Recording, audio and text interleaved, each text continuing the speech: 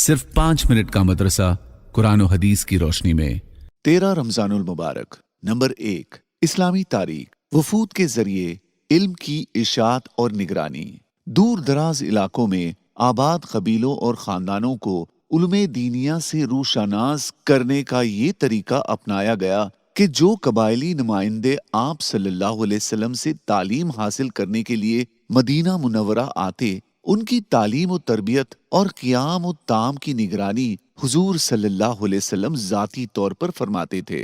चुनांचे वफ्द अब्दुल खैस जब आपकी खिदमत में हाजिर हुआ और अर्ज किया कि आपके और हमारे दरमियान कबीले मुजर हाइल है, जिसकी वजह से हम सिर्फ उन्हीं महीनों में आपकी खिदमत में हाजिर हो सकते हैं जिनमें जंग करना हराम है। उनके अलावा दिनों में हम आपकी खिदमत में हाजिर नहीं हो सकते, लिहाजा हमें इस्लामी तालीमात से आगाह फरमाएं ताकि हम इन इस्लामी तालीमात पर खुद भी अमल पैरा हो और अपने कबीले के उन लोगों को जो आपकी खिदमत में हाजिर नहीं हो सकते तबलीग करें। इस बिना पर आपने उन्हें तौहीद और रिसालत, नमाज, ज़कात और माली गनीमत के मसाइल और अहकाम वगैरह की तालीम दी। रसूलुल्लाह सल्लल्लाहु अलैहि वसल्लम ने सूबावार दर्सगाहों के मेयार तालीम बुलंद करने के लिए सूबह यमन में एक नाज़िम तालीमात मुकर्रर किया था जो मुख्तलिफ अजला और इलाके में दौरा करके वहां की तालीम और दर्सगाहों की निगरानी करता था।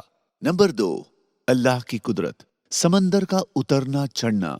समंदर के किनारे अगर आप जाएं तो देखेंगे कि समंदर का पानी किनारे की तरफ कभी चढ़ जाता है और कभी उतर जाता है, लेकिन उसके चढ़ने की एक हद होती है। अगर वो उस हद को पार कर जाए तो जबरदस्त जानी और माली नुकसान हो जाए, क्योंकि दुनिया का 3 हिस्सा पानी और 1 हिस्सा खुश्की है। ये अल्लाह ताला की जबरदस्त कुदरत है जिसने समंदरों को उनकी हदों में रोक रखा है। नंबर 3, एक फर्ज के बारे में। सोने चांदी के जेवरात। 2 औरतें रसूलुल्लाह सल्लल्लाहु अलैहि वसल्लम की खिदमत में हाजिर हुई और उन दोनों के हाथों में सोने के कंगन थे। आप सल्लल्लाहु अलैहि वसल्लम ने उन दोनों से दरियाफ्त किया, क्या तुम दोनों इन कंगनों की ज़कात अदा करती हो? दोनों ने कहा, नहीं। रसूलुल्लाह सल्लल्लाहु अलैहि वसल्लम ने फरमाया, क्या तुम इस बात को पसंद करती हो कि अल्लाह ताला क़ियामत के दिन तुमको आग के कंगन पहनाए? दोनों ने कहा, नहीं। आप सल्लल्लाहु अलैहि वसल्लम ने फरमाया, तो फिर उसकी ज़कात अदा करती रहो। नंबर 4, एक सुन्नत के बारे में। तहज्जुद का मसनून वक्त। हजरत अस्वद रजी अल्लाहु अन्हु बयान करते हैं कि मैंने हजरत आयशा रजी अल्लाहु अन्हा से हुजूर सल्लल्लाहु अलैहि वसल्लम की रात की नमाज के बारे में पूछा तो फरमाया, शुरू रात में सो जाते और आखिर शब में बेदार होते और नमाज पढ़ते, फिर वापस बिस्तर पर तशरीफ ले आते और जब अजान होती तो आप सल्लल्लाहु अलैहि वसल्लम बिस्तर से उठते और गुस्ल की हाजत होती तो गुस्ल फरमाते, वरना वजू करके मस्जिद चले जाते। नंबर 5, एक अहम अमल की फजीलत। रमजान के 3 हिस्से। रसूलुल्लाह सल्लल्लाहु अलैहि वसल्लम ने रमजान के मुतालिक फरमाया, ये ऐसा महीना है कि इसका अव्वल हिस्सा अल्लाह की रहमत है और दरमियानी हिस्सा मगफिरत है और आखिरी हिस्सा आग से आजादी है। जो शख्स इस महीने में अपने गुलाम और खादिम के बोझ को हल्का कर दे, अल्लाह ताला उसकी मगफिरत फरमाते हैं और आग से आजादी अता फरमाते हैं। नंबर 6, एक गुनाह के बारे में। खड़े होकर खाना पीना। रसूलुल्लाह सल्लल्लाहु अलैहि वसल्लम ने खड़े होकर पानी पीने से मना किया है। इस पर हजरत अनस रजी अल्लाहु अन्हु के शागिर्द हजरत खतादा रहमतुल्लाहि अलैह ने पूछा कि खड़े होकर खाना कैसा है?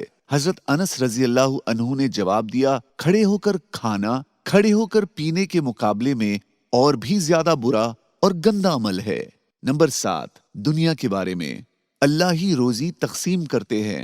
कुरान में अल्लाह ताला फरमाता है, हमने दुनियावी जिंदगी में उनकी रोजी तकसीम कर रखी है और एक को दूसरे पर मर्तबे के एतबार से फजीलत दे रखी है ताकि वो एक दूसरे से काम लेता रहे। नंबर 8, आखिरत के बारे में। हूर की खूबसूरती। रसूलुल्लाह सल्लल्लाहु अलैहि वसल्लम ने फरमाया, اگر جنت کی کوئی عورت زمین والوں کی طرف جھانک لے تو زمین و آسمان کے درمیان کی تمام چیزوں کو روشن کر دے اور اس کو خوشبو سے بھر دے اور اس کی اوڑھنی دنیا اور اس میں موجود تمام چیزوں سے بہتر ہے۔ نمبر 9، طب نبوی سے علاج، شیطان سے بچنے کا علاج۔ رسول اللہ صلی اللہ علیہ وسلم نے فرمایا، اے علی، زیتون کھاؤ اور اس کا تیل استعمال کرو، کیونکہ جو شخص زیتون کا تیل لگائے گا 40 رات تک شیطان اس کے قریب نہیں آئے گا۔